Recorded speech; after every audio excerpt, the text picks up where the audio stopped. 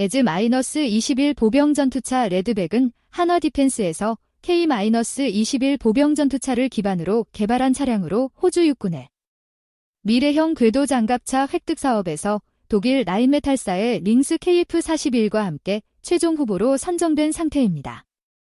경쟁작인 링스 KF-41의 장점은 이미 페이즈 2에서 선정된 복서 장갑차와 포탑을 공유함으로써 군수 체계를 단일화하고 부품 비용을 절약하는 데 도움이 되며 복서 장갑차의 대부분을 이미 호주 현지에서 생산하기로 했기 때문에 복서의 생산 기지를 공유할 수 있다는 점도 꼽히고 있습니다. 에즈-21의 장점은 새로운 포탑의 설계와 제작에 호주 현지 업체가 참여했다는 점과 고무 궤도와 유기압 현수 장치가 주는 좋은 승차감도 장점으로 꼽히고 있습니다.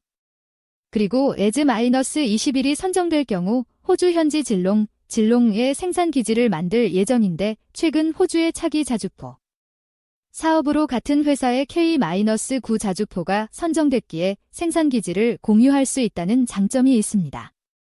포탑은 현지 협력사인 US 일렉트로 아프틱 시스템즈가 개발한 T-2000 포탑을 사용합니다. 주포로 부시마스터, 보시메스터, MK44S 30mm 포를 사용하며 이후에 35mm 또는 50mm로 업그레이드 할 수 있다고 합니다.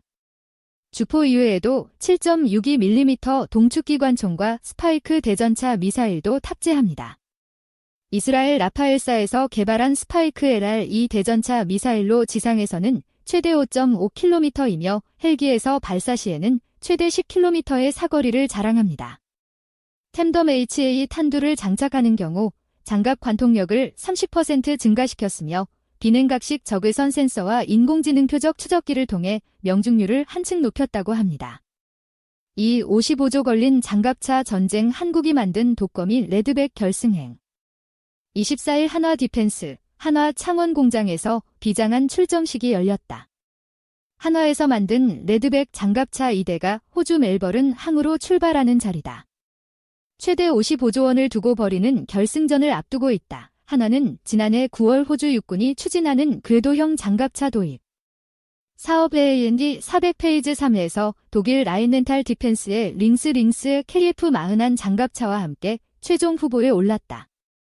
올해 말부터 2022년까지 호주에서 최종 승자를 가리는 마지막 승부를 펼친다. 호주군은 이번 사업으로 장갑차 400대를 도입하는데 사업비는 5조 원 규모다. 하지만 사실상 5조 원을 10배 이상 넘어선 55조 원 사업이라는 평가를 받는다. 이번 호주군 사업의 승자는 내년부터 시작하는 50조 원 규모의 미군 장갑차 사업도 가져갈 가능성이 크기 때문이다. 미국에서 이뤄질 본격적인 승부에 앞서 전초전을 치르는 셈이다. 미국과 영국의 방산기업은 호주군 장갑차 사업의 1차 관문에서 탈락했다. 이에 따라 미국 장갑차 교체 사업에서도 경쟁력을 갖기는 어렵다는 평가다. 한국과 독일은 최대 4,000여 대의 브래들리 장갑차를 교체하는 미군 사업에서도 유력 후보로 거론된다. 미군의 요구 성능은 호주군 사양보다 방호력을 더 높였을 뿐 크게 다르지 않다. 호주 서식하는 독거미 레드백 이름 붙여 호주는 중국과 러시아의 군사 위협에 대응해 장갑차를 비롯한 군사력 보강에 나서고 있다.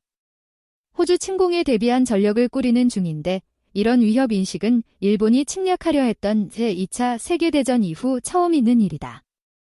한화는 호주에 서식하는 치명적인 독성을 가진 독거미의 이름인 레드백을 장갑차 이름에 붙였다. 한국에서 호주 독거미를 수출하는 것이다. 레드백 장갑차는 한국군이 도입한 K-21 보병 전투 장갑차를 발전시켰다. 승무원은 3명이고 8명의 보병이 탑승한다. 레드백은 경쟁 장갑차보다 방호력과 기동성에서 모두 뛰어난 성능을 가지고 있다는 평가를 받고 있다. 360도 주변을 모두 살피는 카메라를 장착해 승무원과 탑승 보병이 장갑차 외부 전장 상황을 쉽게 파악할 수 있다. 방호력은 호주군 요구 수준을 뛰어넘는다는 평가다. 차체는 총탄과 포탄 파편을 충분히 막아내는 장갑을 달았고 이스라엘 아이마이에서 개발한 아이언 피스트 능동 방호 시스템도 적용해 로켓 공격을 원천적으로 무력화시킨다. 장갑차를 향한 로켓 공격을 탐지한 뒤 대응 로켓을 쏴 요격하는 방식이다. 지뢰와 급조 폭발물 이 폭발해도 탑승 장병 안전에도 문제가 없다. 보통 지뢰 방호 차량 MR1은 차체 바닥을 비자형으로 만들어 폭발 압력을 분산시키는 효과를 만든다. 하지만 궤도형은 차륜형 장갑차와 달리 차체 높이가 낮아 이런 구조적인 특성을 활용할 수 없다. 하나는 최적화된 장갑 구조로 충격을 흡수하고 방호력 조건에 충족하는 탑승 좌석을 장착해 이를 보완했다. 탑승 공간에 설치된 소화장치 덕분에 내부 화재가 발생해도 빠르게 불을 끌 수 있다. 방호력과 기동성 모두 경쟁사 대비 우위. 보통 기갑 장비는 철로 만든 캐터필러, 무한궤도를 장착하지만 레드백은 고무 재질이 캐터필러를 달았다. 고무 탄성 덕분에 소음과 무게는 낮추고 승차감을 높였다. 도로주행 시험 차량에 탑승해보니 내부 소음은 60에서 70 정도로 전화벨 소리 수준에 머물렀다. 마스크를 착용하고 있었지만 옆 사람과 대화하는데 불편함이 없었다. 보통의 궤도 차량과 달리 진동도 크게 느껴지지 않았다. 바퀴로 달리는 차륜형 장갑차와 비슷한 수준이었다. 관계자는 고무 궤도와 유기압 현수 장치 RS 덕분에 차체 중량도 줄였고 승차감도 올라갔다고 설명했다. 고무 궤도는 철로 만든 궤도 무게 5톤과 비교하면 절반에 못 미치는 수준이다.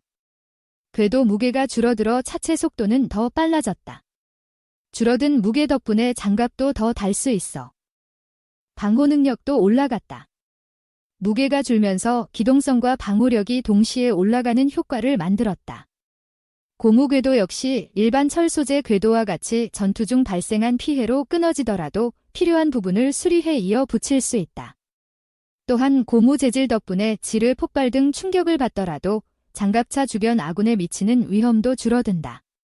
이라크에서 미군 장갑차가 폭발할 때 튀어나간 궤도 파편에 인명 피해가 심했다. 무게 40톤이 넘는 장갑차가 최고 시속 65km로 달릴 수 있는 이유는 K9 자주포 덕분이다. 47톤 무게의 자주포를 최고 시속 65km로 끌어내는 1000마력 동력 장치를 옮겨왔다. K9 자주포 파워팩, 엔진 플러스 변속기 성능은 이미 현장에서 입증됐다. K9 자주포 전력화 사업은 1999년부터 시작돼 20년 동안 신뢰성을 확보했다. 반면 경쟁자인 독일 장갑차에 장착한 동력 장치는 최근에 개발돼 아직 신뢰성을 충분히 입증하지 못한 단점을 갖는다. 레드백의 공격력은 이스라엘과 호주가 맡았다. 이스라엘에서 개발한 T2000 포탑은 호주도 합작해 만들었다. 30mm 구경으로 분당 최대 100에서 200발의 기관포를 쏟아붓는다. 여기에 대전차 미사일도 달아 전차 공격도 가능하다. 한화 관계자는 호주가 요구하는 성능에 충족하도록 만들었다며 시험 평가를 받는 동안 문제가 발생하지 않도록 품질 관리에도 노력을 기울였다고 설명했다. 호주 현지에서 이뤄질 시험 평가가 수주 여부를 사실상 결정하기 때문이다. 호주 현지의 국가대표 20명 파견 한화는 호주와 본 계약 체결에 앞서 450억 규모의 성능 확인을 위한 알메이 계약을 맺고 시제품 3대를 전달하기로 했다. 호주는 현지에서 각종 성능 시험 평가와 호주군 운용자 평가를 통해 최종 우선 협상자를 선발한다. 시험 평가는 오는 11월부터 내년 8월까지 이뤄지고 우선 협상자 선정은 2022년 말에 결정된다. 시제품 2대는 이날 평택항에 도착한 뒤 선적 과정을 거쳐 28일 출항할 예정이다. 8월 말 멜버른 항에 도착한 뒤 현지에서 호주와 이스라엘이 공동 개발한 포탑을 조립한다.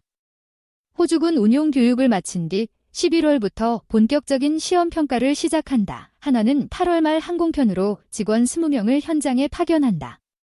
이들은 현지에 체류하며 시제품 성능 시험과 호주군 교육 등을 맡는다. 독일과의 경쟁에 나서는 국가대표 선수와 다름없다. 10월엔 시제품 1대가 추가로 출발해 각종 공격에 얼마나 버텨내는지 측정하는 방호력 시험 평가를 받을 예정이다. 최현호 군사 칼럼니스트는 한국의 레드백과 독일의 링스는 성능 면에서 우열을 가리기가 쉽지 않아 치열한 접전이 예상된다며